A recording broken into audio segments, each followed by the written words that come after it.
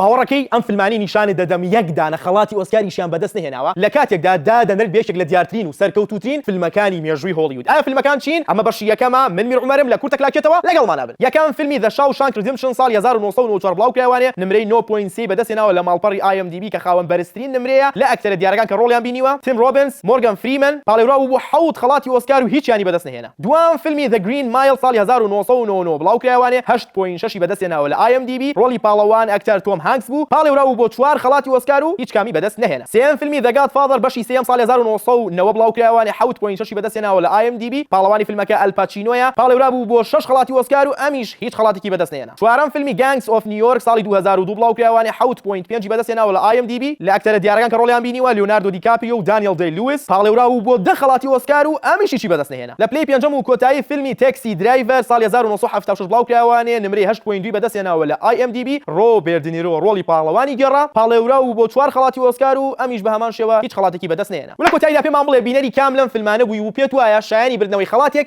یا زیاتر لە خەڵاتێکی ئۆسکارە؟ لە یادی نەکەن لایکیان بڕگێ بکەن، لە هاوڕێکانتان شێریکەن و فۆڵۆی هەژماریشتان لە یاد نەچێت. من میر عومەرم لە کورتە کلاکێتەوە. سەلام عەلیکوم.